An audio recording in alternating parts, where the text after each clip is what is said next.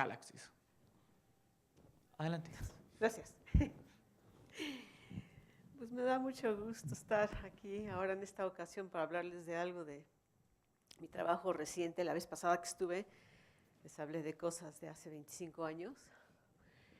Y esto pues es algo, sí, también casi de hace 25 años, pero que no ha dejado de ser un tema de investigación. Y cada vez me convenzo más de que es un tema que merece mucha atención. Van a ver por qué. A ver. Uno de estos debe de mover la... Bueno, lo hago acá. Ok, bueno, antes que nada quisiera reconocer a los múltiples colaboradores que he tenido en este proyecto a lo largo de muchísimos años. Actualmente, principalmente, trabajo con John Hillier sobre esto, y el grupo de Argentina, Rodolfo Barbá, me faltó, Nidia Morrell y Roberto, y pues lamentablemente Leonid ya no nos acompaña en esto. Ok, entonces la pregunta fundamental aquí es una que yo creo que todos los que hemos empezado desde nuestros primeros cursos y nos enteramos de que hay supernova, nos preguntamos, padrísimo, ¿cómo le hacemos para encontrar la próxima? ¿Cómo se ve una estrella poquito antes de que va a explotar? Si supiéramos eso, podríamos entonces monitorearla y esperar que explote y ver el proceso desde mucho tiempo atrás. Entonces, en esta charla no voy a responderles la pregunta, lamentablemente, exactamente, pero les voy a mostrar una serie de especulaciones. Y vamos a hablar de HD 5980, que les digo ya de entrada, que yo considero como probablemente el mejor candidato para estudiar ahorita, en términos de qué tipo de objetos esperamos que produzcan estas supernovas exóticas que se ven en galaxias muy remotas. Entonces, para calentar motores, vamos nada más a repasar algo que vemos en varios de los cursos. Bueno, espero que todavía se vea en varios de los cursos. Es el diagrama HR. Este es, como ustedes saben, aquí abajo ponemos la temperatura efectiva en dirección opuesta. Obviamente, como todo en la astronomía, vamos al revés. Entonces, las estrellas más calientes están aquí, las más brillantes están acá arriba. Y esta es la secuencia principal con las masas indicadas. Estos son modelos ya un poco viejos de Meder y Meynet del año 2000. Y lo que podemos ver... Bueno, de hecho, la gráfica creo que viene desde antes del 87. Podemos ver que el modelo estándar de la evolución de estrellas masivas es que una estrella consume su hidrógeno en la secuencia principal y cuando empieza a consumir los demás productos, tiende a salirse de la secuencia principal y si es de poca masa, se va a la región de las gigantes rojas. Aquí también gigantes rojas, da una serie de vueltecitas. Ya las más masivas... Se supone que en esta parte, de alguna manera, se deshacen de su material externo, sus capas externas, se hacen muy azules y se vienen para acá y aparecen en esta región como estrellas Wolf-Rayet, ya en donde uno ve productos, empieza uno a ver productos de la combustión nuclear, o sea, helio, nitrógeno, en la superficie, tienen vientos muy poderosos y explotan. De este lado, ya siendo estrellas Wolf-Rayet de algún tipo, o alguna subclase de las Wolf-Rayet. Entonces, los lugares donde habría que buscar progenitoras de supernova tienden a ser por aquí y por acá. Ya en años recientes hay múltiples modelos cuyo objetivo es predecir fracciones de tipos de supernova y tratar de comparar lo que se está prediciendo con lo que se está observando. Entonces, es una recapitulación de modelos publicada por José Gros en el 2013, que es muy interesante. Entonces, bueno, este es el pastel de todas las supernovas que se predicen, y de todas ellas, la gran mayoría ¿qué es esto? El 65% se espera, se predice que deben de explotar siendo supergigantes rojas. Y estas serían las llamadas 2P, las supernovas 2P. Entonces, estas son estrellas con progenitoras entre 8 y 17 masas solares aproximadamente. No es sorprendente, pues porque estas son las de menos masa y siempre hay más estrellas de menos masa en todos lados. Ajá. Y luego el siguiente grupo más numeroso son estas, que deben de explotar como 2LB minúscula, un 13%, y sus progenitoras se predice que deben de ser estas LBBs, Luminous Blue Variables, que ahorita les platico un poco más qué son, y ya los hypergiants, o sea, hipergigantes amarillas. Luego están estas, que son las 1B, que deben de provenir de estrellas Wolf-Rayet, y estas también, que son de estrellas Wolf-Rayet. No voy a entrar en los detalles de qué es la diferencia entre Wolf-Rayet 0 o NC, a menos de que me lo pregunten después. Lo interesante es ver qué es lo que se observa. Y curiosamente, vamos a ver, SMART hace esta recapitulación también. Se han encontrado hasta esta fecha aproximadamente 45 progenitoras, o sea, explota la supernova, uno se va a la imagen pre-supernova y ubica el objeto que explotó. Y posteriormente, si hay suficiente tiempo, uno observa y ve qué es lo que quedó. Entonces, bueno, lo que quedó o lo que detectaron pre-explosión son supergigantes rojas principalmente. No han encontrado ni Wolf-Rayets ni ninguna de estas. O sea, ninguna de estas de aquí se han encontrado con las progenitoras de esas explosiones. Entonces, ven explotar una 2L, una 1B, una 1C, van y buscan, van a ver qué hubo, no ven nada. Bueno, hay numerosas razones. No ven nada. Entonces, uno no ven nada. ¿Qué quiere decir? Pues que lo que había antes estaba debajo de los límites de detección. 2, lo que había antes estaba envuelto en polvo. ¿Ok? Hay una serie de razones, pero ahorita son los datos. Ahora, lo que pasa es que algunas de estas Wolf-Rayet sí son súper luminosas. Entonces, no, el que estaban debajo del límite de detección es... ¿Ok? Bueno. Entonces, ahora lo que también hay que tener muy presente, muy presente, es que la respuesta a esta pregunta, ¿cómo evoluciona una estrella masiva?, depende críticamente de un montón de factores.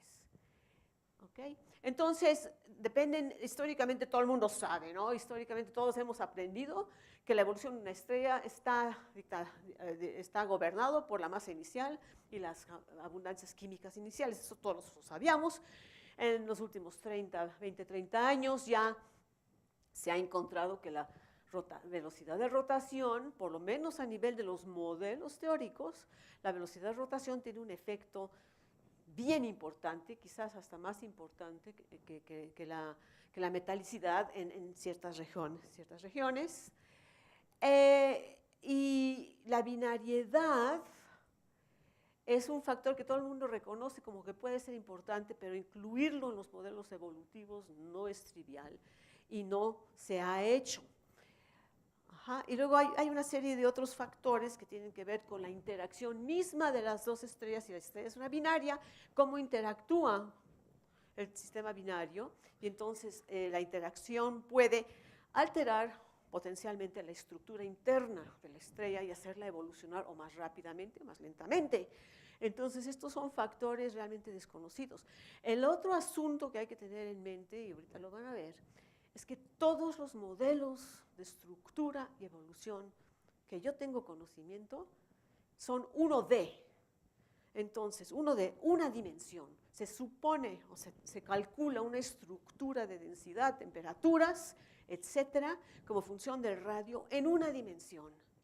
La rotación, inclusive la rotación, que es un problema 2D, se parametriza la rotación, se introducen coeficientes de difusión para tomar en cuenta el efecto que cree la gente que introduce la rotación en la estructura interna de la estrella. Pero estos son como que ingredientes sacados de la manga muchas veces. Así que cuando uno ve los modelos de evolución, uno ve las trazas evolutivas, tiene uno que estar muy consciente de cómo es que se llegó a estas trazas evolutivas. Bueno, para que quede un poquito más claro el asunto, vamos a ver este diagrama. Es un famoso diagrama, se llama diagrama de Kippenhahn, que data hace muchísimos años, los 60 creo, este tipo de diagrama, y se ha descontinuado pues, porque ocupa mucho espacio en las revistas y cuesta mucho trabajo hacerlo, y además no se sabe muy bien, y además ilustra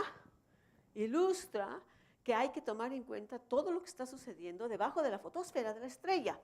Entonces, déjenme caminar con ustedes, pasar por esta gráfica lentamente para que vean qué contiene y qué información hay. El eje X es tiempo, y si se fijan, primero está en millones de años, llegamos aquí hasta 3 millones de años, luego la escala se hace de punto 1 en punto 1 de millones de años, y luego aquí fíjense, ¿no? El número de cifras significativas. Esto ya les da una idea de las escalas de tiempo evolutivos.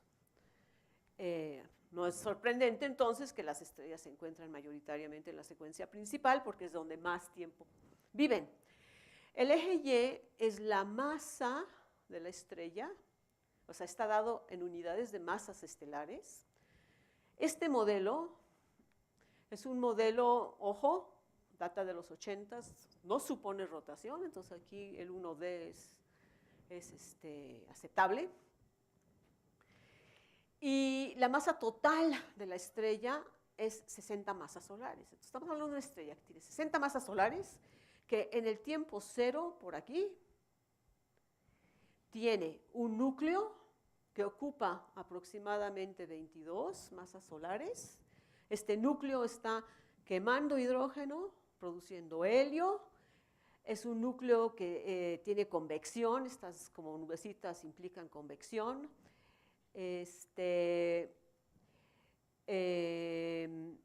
Sigue habiendo aquí como que transporte convectivo hasta por ahí de las 40 y tantas masas.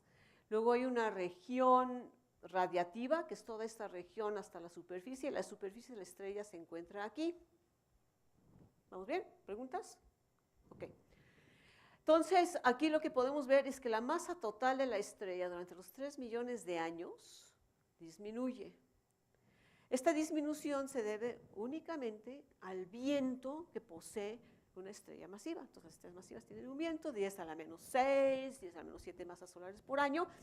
Después de 3 millones de años, pues ya se pierde cierta cantidad de masa. Hasta este punto, los modelos evolutivos no tienen problema, gran problema. De ti. Imagino que eso es para metalicidad solar. Perdón, sí. Lo iba a escribir y no lo escribí. Es para metalicidad solar. Sí, puedes ver las metalicidades. Ok. Entonces, hasta aquí no hay problema. De aquí para acá es donde empiezan los problemas. Porque de aquí para acá, la estrella empieza a hacer la transición al quemado de helio. ¿Okay? Ya se ha agotado casi por completo el hidrógeno, empieza a quemar helio. Y aquí es donde introducen, pero lo introducen sacado de la manga, el fenómeno del luminous blue variable, variable azul luminosa. O sea, que la estrella, de alguna manera, donde está alguna manera, pues son pulsaciones, vibraciones, algo, eyecta una cantidad apreciable de material. Entonces eso ocurre como de entre aquí y acá. Es una etapa que puede durar 100.000 años, nadie sabe muy bien. Y a partir de aquí, ya la estrella que tenía 60 masas solares, ahora ya nada más tiene 40, y aparece, bueno, lo que no les comenté también es que en esta zona, como debido a estos movimientos convectivos, el material procesado en el núcleo está siendo llevado a capas superficiales. Entonces, estas capas que se ilustran con estas líneas verticales van variando con el tiempo sus composiciones químicas de helio y nitrógeno primero y luego posteriormente los otros elementos. Y entonces, ya aquí, sí. El tiempo llega aquí, según este modelo, son 3.7 millones de años. ¿Y eso está como de acuerdo con la tasa de pérdida de masa que mencionaba? Depende, es que depende de cuánta masa le metas aquí, cuánta pérdida de masa le metas en la etapa del bebé. ¿Sí? Y lo que le meten es lo que han observado en algunas LBBs, cuyas masas, por cierto, no se conocen muy bien. Bien, entonces aquí aparece como una Wolf-Rayet, o sea, tiene grandes cantidades de helio y nitrógeno. Aquí ya, dado que el núcleo ha estado quemando helio en carbono, ya empieza a haber dredge-up, transporte de carbono hacia la superficie, carbono y oxígeno, que son productos de lo que se está quemando aquí adentro, y por acá más o menos ya aparece la estrella como una Wolf-Rayet de carbono, y luego aquí todo sucede súper rápidamente y la estrella explota por acá como supernova. ¿Okay? Ese es el modelo estándar. Y ahí hago mucho énfasis que es el modelo estándar. Vamos a hacer un pequeño paréntesis, las LBBs. Las LBBs están, este es un diagrama HR otra vez. Aquí ahora sí son luminosidades volumétricas de las estrellas, temperatura efectiva. Entonces las LBBs son, todos estos objetos que ustedes ven son clasificadas LBBs. La más famosa es Eta Carina, que no la veo. 5980 está aquí, 30 dorados, o sea, un montón de objetos muy conocidos históricamente. Y entonces cuando están en calma, viven más o menos en esta franja, y luego cuando entran en erupción se van hasta acá. Entonces pueden ser estrellas que aparecen inclusive como una estrella B, una estrella A, y cuando entran en erupción pues son Gs o Fs o más tardías. Y varias de ellas se ha observado que van y vienen, y en cada ida aquí es donde pierden material.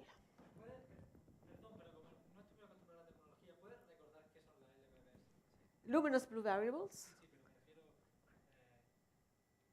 Sí, pero me refiero, ¿qué significa? O sea, ¿qué tiene que hacer una estrella para ser LBB? Estar en una etapa inestable y este diagrama la define, perdón. Este es una estrella que uno la observa, es muy azul, y en algún momento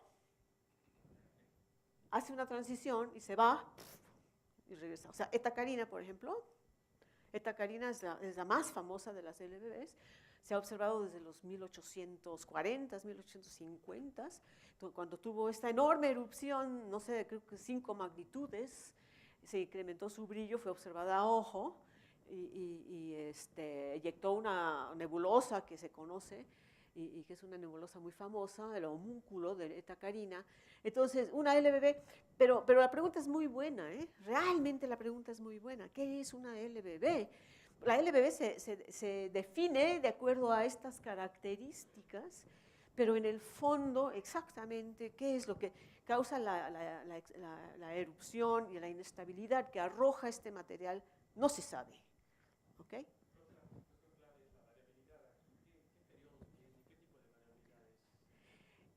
Pueden ser años, pueden ser... las erupciones muy grandes son de décadas, generalmente. Aunque ahorita les voy a hablar de una que fue mucho menos. Pero no todas las LBBs han tenido erupciones.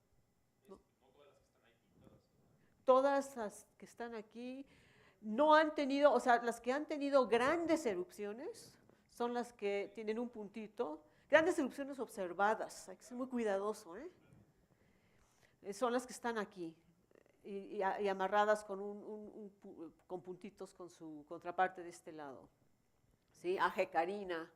No sé por qué no encuentro etacarina, ustedes no la ven, ¿verdad? Okay.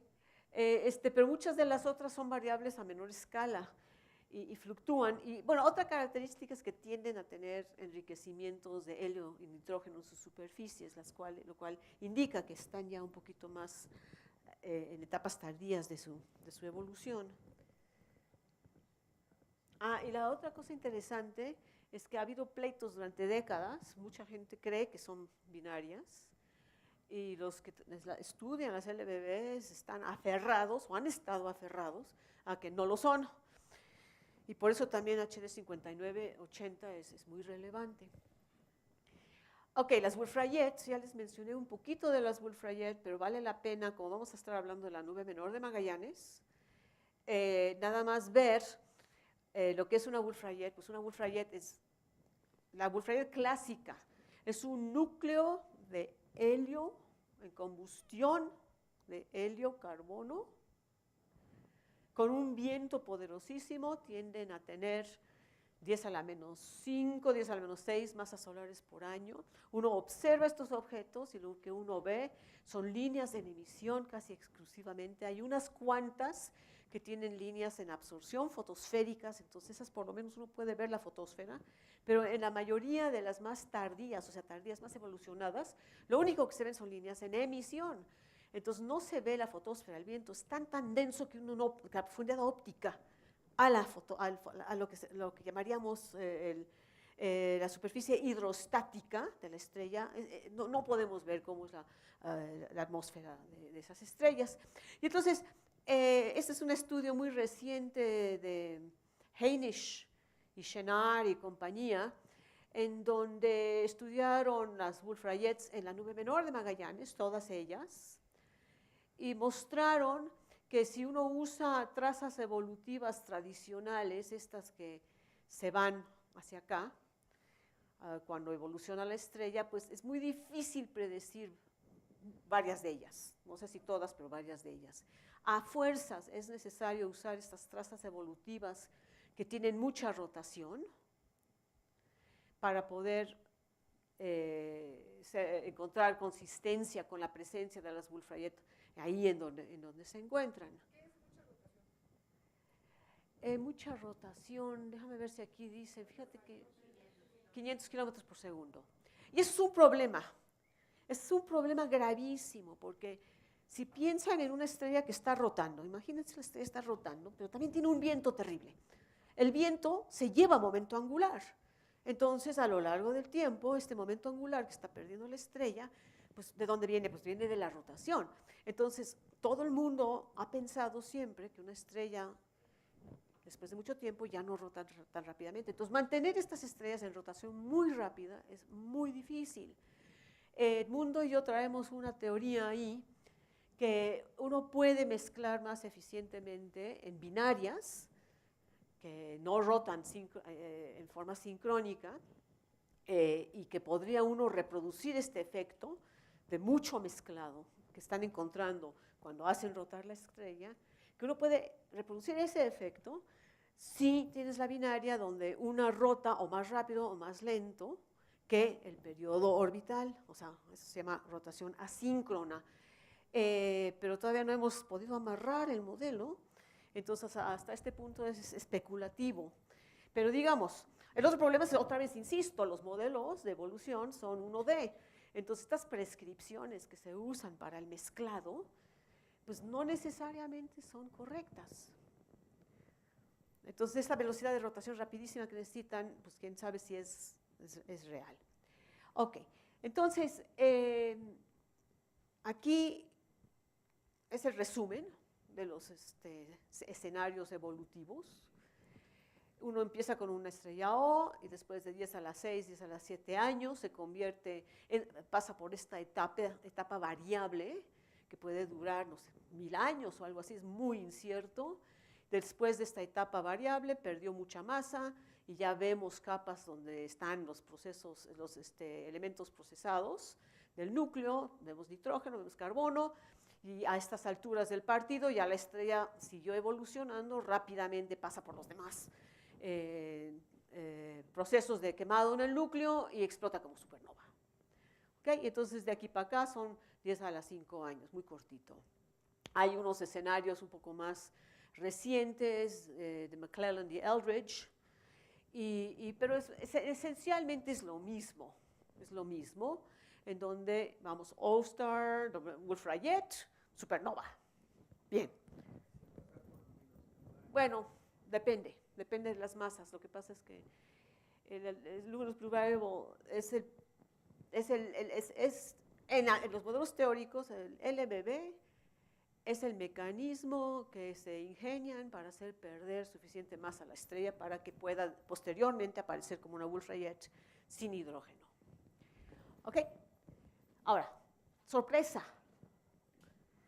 Esta sorpresa lleva unos 10 años, pero no se creía inicialmente. Y es la siguiente. En todas estas búsquedas de supernovas, la supernova 2006, JC, no me acuerdo en qué galaxia está, en el 2004, octubre, fue ahí un sitio en donde observaron una erupción tipo LBB. Erupción tipo LBB quiere decir 3, 4 magnitudes de cambio. Hay un objeto que hace plum, ¿no? Sube su magnitud. Bien. Entonces la declararon como una nueva LBB, a nadie le importó mucho, no le prestaron mucha atención. 2 años más tarde, explota una supernova. ¿Y dónde explota? Exactamente en el mismo sitio.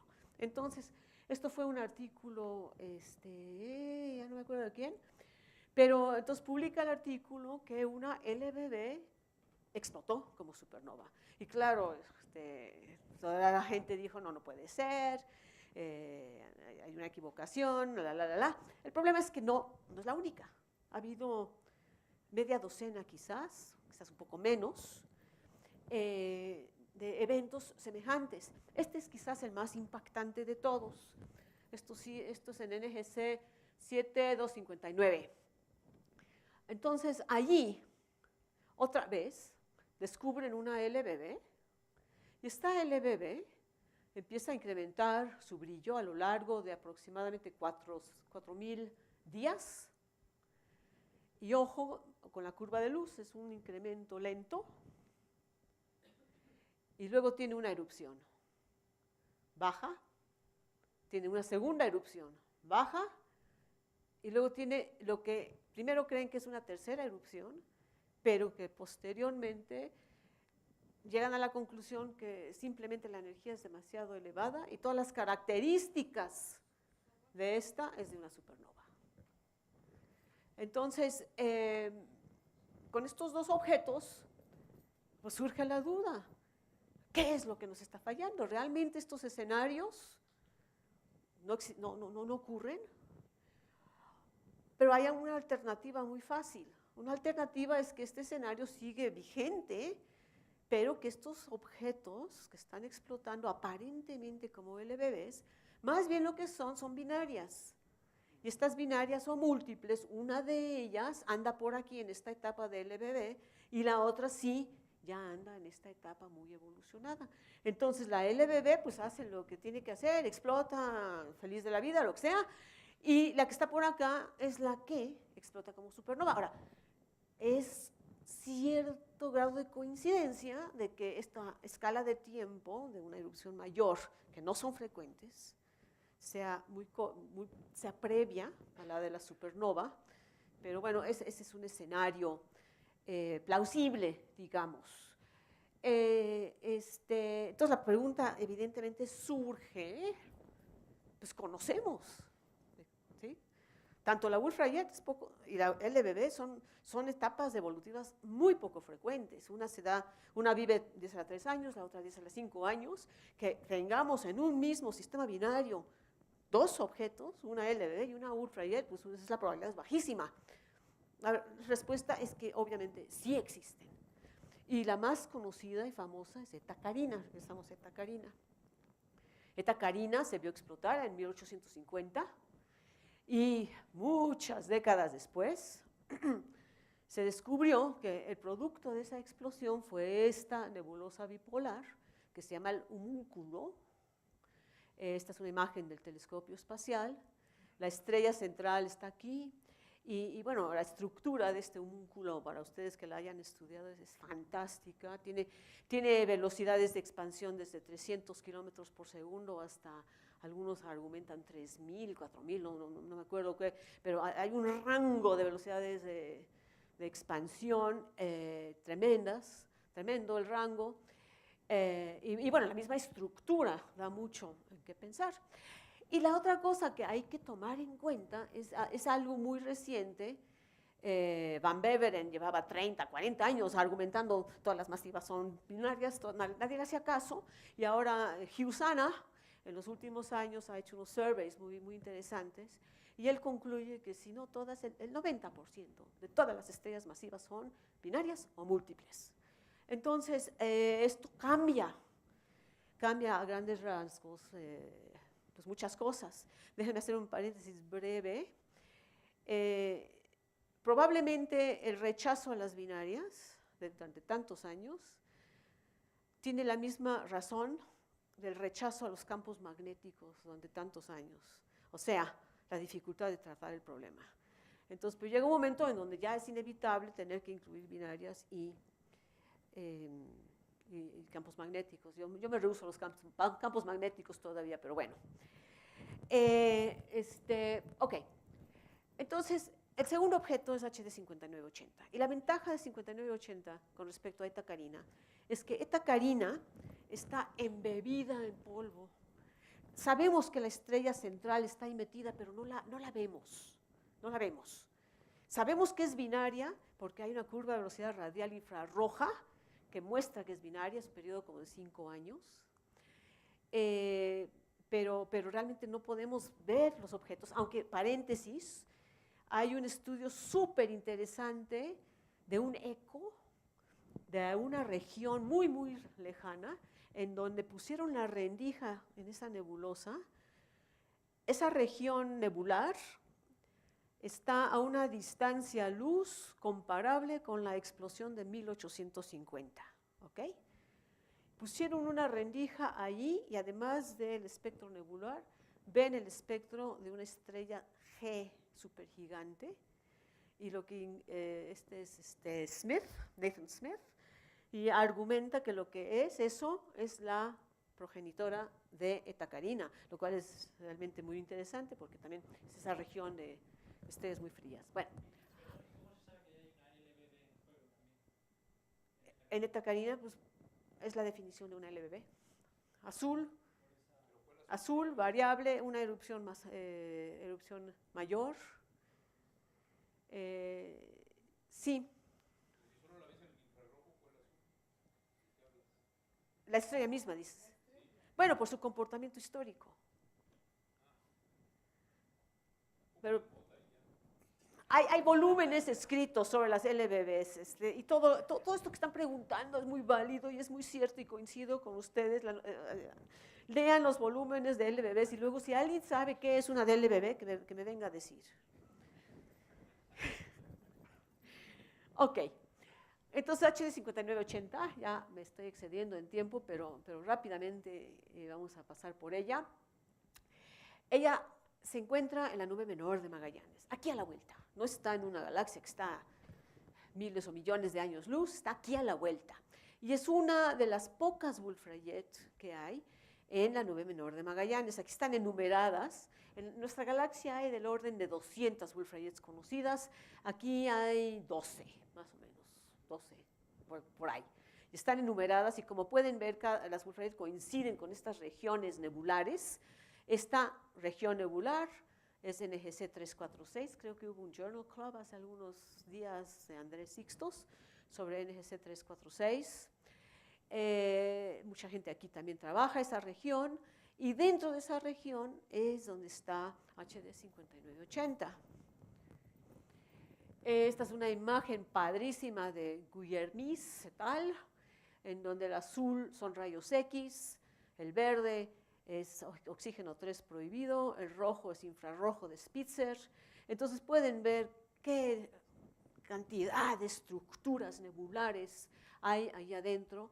Esta es la región principal de NGC 346, que se cree tiene alrededor de 3 millones de años. Esta es la 5980. Y fíjense en este arco. Y fíjense en esto azul. Esta es Andulic 80, que es una supergigante azul. Phil Massey en el 89 hizo un diagrama HR de esta región, encontró casi 900 estrellas, de las cuales 33 son tipo O, muy luminosas, 11 con masa mayor a 35 y una Wolf-Rayet 5980, que de hecho no aparece en este diagrama porque está acá arriba. Esta es la imagen de Antonella Nota, tomada con el telescopio espacial de la misma región, 5980, otra vez este arco muy interesante, que le preguntaba a muchas personas qué es, y pues creo que no se sabe. Y lo que sí sabemos es que la 5980 es binaria, eso sí lo sabemos desde los 70 fácilmente, y no hay duda porque es eclipsante. Entonces se ven claramente eclipses cada 19 días, ¿ok? Este es el espectro típico de una Wolf-Rayet, líneas muy intensas. Esta es la línea de helio 2, 5411, esto es carbono 4, esto es helio 1, aquí están las líneas interestelares. Y también sabemos, sin embargo, no solo es binaria, es triple, en donde el tercer objeto todavía no es claro si está en órbita alrededor de las dos, de la A más B, que llamamos la binaria cercana, o si es simplemente un objeto que está en la misma visual, pero curiosamente ese objeto también es binario. Entonces, ¿cómo sabemos? Pues porque aquí hay líneas fotosféricas que si uno las mide, tienen una curva de velocidad radial que obedece en un periodo de 97 días, mientras que las líneas de emisión son cada 19 días. Entonces, lo que podría ser muy raro es que una binaria que con un periodo de 19 días tenga un objeto alrededor con un periodo de 97 días, si se ve la escala. Dinámicamente eso no es fácil de lograr, pero bueno, todo es posible. Y nosotros la estábamos estudiando a principios de los 90s, porque era una Wolf-Rayet con una compañera en la nube de Magallanes y estábamos tras de la estructura del viento de la Wolf-Rayet bajo condiciones de baja metalicidad. Y nuestras observaciones pues iban padrísimas, estas ya habían sido tomadas, estas son en el ultravioleta, estas ya habían sido tomadas en 79, nosotros observamos en 91 y empezamos a ver que el espectro del 91 no coincidía con el del 81. Entonces volvimos a pedir tiempo y bueno, para no hacerles el cuento largo, teníamos el tiempo asignado y ya asignado el tiempo tuvo una erupción, que es este espectro de aquí. Como pueden ver, difiere completamente de los anteriores. La curva de luz, fíjense, y tenemos datos más atrás, la curva de luz viene subiendo lentamente, y aquí es donde empieza, tiene la erupción tipo LBB. Tipo LBB, ¿por qué? Pues es breve, son 3 magnitudes, su espectro cambia de un objeto muy caliente a un objeto menos caliente y sigue siendo caliente. Y esta erupción, pues la monitoreamos todo el tiempo.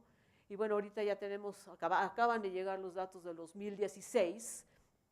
Estas líneas características de un viento se llaman perfiles P-Cisne, nos dan velocidades de viento y entonces podemos saber que aquí las velocidades de viento andaban por los 3.000 kilómetros por segundo. Durante la erupción el objeto parecía una supergigante B con vientos de 300 y luego lentamente ha ido recuperando la velocidad del viento y actualmente el último espectro parece indicar 3.200 kilómetros por segundo de viento de expansión. Entonces ya se me está acabando el tiempo, pero déjenme tratar nada más de resumir. Este objeto está en una región de baja metalicidad, tiene alrededor un montón de material interestelar, no hubo tiempo para hablar de él, pero hay una serie de estructuras circumestelares, cercanas interestelares. Tiene esta burbuja en formación que se formó a lo largo del proceso eruptivo. Es múltiple, hizo una serie de transiciones y, bueno, estos son los espectros CMF-GEN, de uno saca muchos parámetros más, como son estos. Tenemos las masas, las luminosidades, el objeto cambió su luminosidad en un orden de magnitud, o sea, esta luminosidad volumétrica realmente incrementó su luminosidad durante el proceso de erupción, su radio se hizo muy grandote, temperatura varió, tiene mucho helio, no totalmente helio, o sea, sí ha tenido hidrógeno, pero ya es muy enriquecido con helio. En el diagrama HR se encuentra muy al azul. Entonces, en estas nuevas trazas evolutivas de Ines Broch, donde hablan de algo que se llama quasi-chemically homogeneous evolution, que es un tema bien interesante, son trazas que van hacia el azul cuando la estrella se sale de la secuencia principal. Otra vez depende de que haya mucha rotación. Y estas dos estrellas en el sistema binario llegaron. Parece que eso es lo que hicieron. Entonces la edad es como 3 millones de años. Está cerca del fin de su evolución. ¿Qué tan cerca? Pues esa es una pregunta que tenemos que hacernos. Y ya no nos da tiempo de hablar de este otro mecanismo de mezclado. Bien, entonces yo creo que los dejo con las conclusiones, solo que sí quiero destacar que el día que este objeto explote, el material eyectado va a salir disparado y va a encontrarse todo este medio circunestelar, binario que hay allí, y entonces por lo menos va a aparecer una supernova 2N, de estas que tienen líneas angostas posteriormente en sus espectros, pero pues hay muchas otras cosas que pueden suceder, y es un objeto aquí a la vuelta que se parece mucho a los objetos que se están observando en galaxias muy remotas ya explotadas. Entonces, bueno, recomiendo que la observen. Gracias. Démosle gracias a Gloria por esta hermosa plática. ¿Preguntas? ¿Sugerencias? Ok. ¿A qué distancia está? Sí. Esa es la pregunta. Pues la nube menor de Magallanes está que A 50 kiloparsecs más o menos. No, más. ¿No? ¿Un poquito? ¿70 y algo? Sí, está mínimo 70 por ahí, 70. 60 y tan, 69, 70 y algo. Ok. Sí, la supernova esta de 1987 estaba a 51, creo. Sí, pero esa es la kiloparsecs. nube mayor. Ah, es la nube mayor, claro que sí.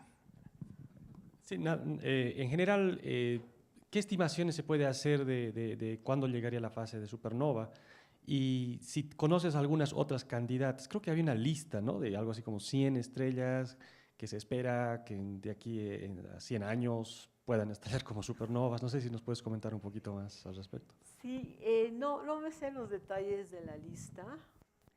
El problema es que para poder decir que una estrella está cerca de la supernova tienes que saber su masa, su rotación, su luminosidad y su etapa de quemado en el núcleo.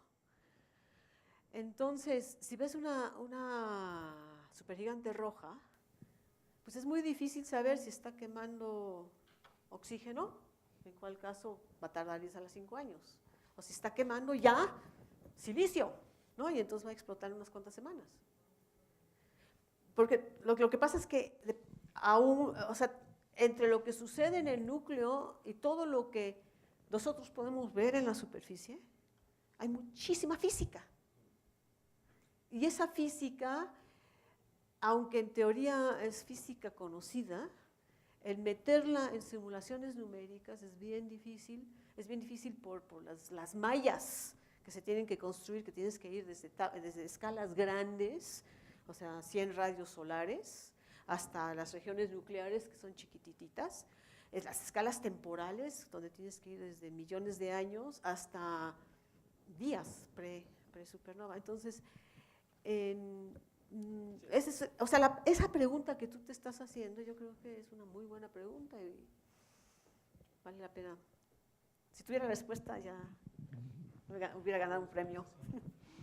¿Se entiende por qué los perfiles P. Cygni se mantienen durante la erupción, mientras que otras líneas pues hacen cosas más locas? Sí, es una LBB más Wolf-Rayet. Entonces, tienes que pensar que hay un espectro Wolf-Rayet subyacente que creemos ese no cambió, ahí está. El identificarlo nos ha costado muchísimo trabajo y de hecho ahorita no entendemos bien las últimas observaciones que nos acaban de llegar. Hay algo que no cuadra, ¿ok?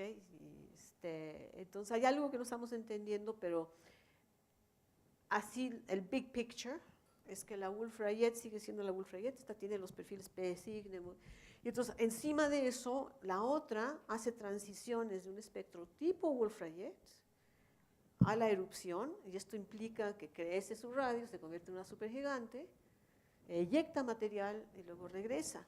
Pero fíjense, si la separación orbital son 120 radios solares, y la LBB creció a 280. Entonces empiecen a pensar en los fenómenos de interacción que se dan allí, ¿ok? Que otra vez es un fenómeno de interacción 3D, casi hay que pensarlo 3D. Entonces, sí, gracias.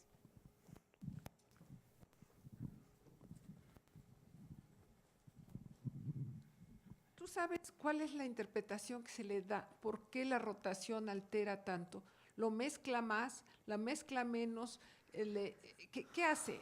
Ya sé que no se sabe. De los modelos matemáticos es dificilísimo sacar la conclusión física, pero a lo mejor alguien la sacó o propone hacerlo. No, o sea, sí hay una interpretación, y por eso Edmundo y yo estamos bastante encouraged, digamos, con nuestra interpretación.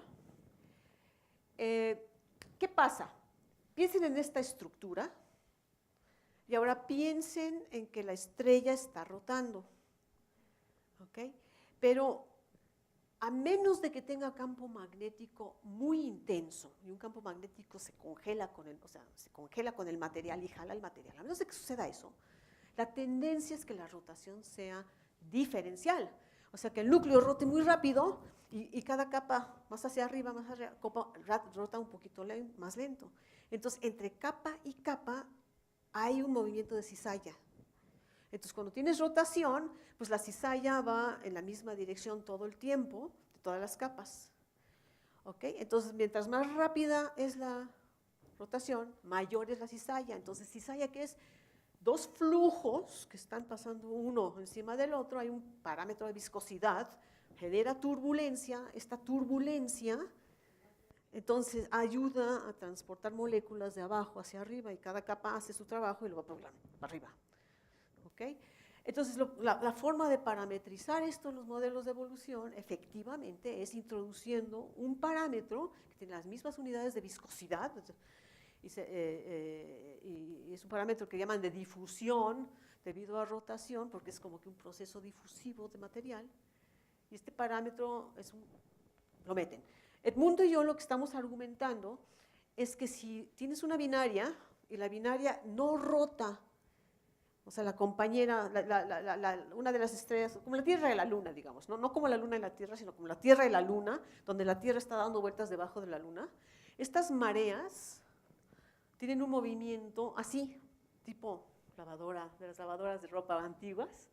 Entonces el movimiento es así, y el movimiento es más importante en capas externas que en capas internas. Y entonces produce un movimiento de cizalla, pero oscilante. Entonces es un efecto semejante al de la rotación, pero este está siendo gobernado por el periodo orbital. Y entonces además, el cambiar de orientación, intuitivamente uno pensaría, produce más turbulencia.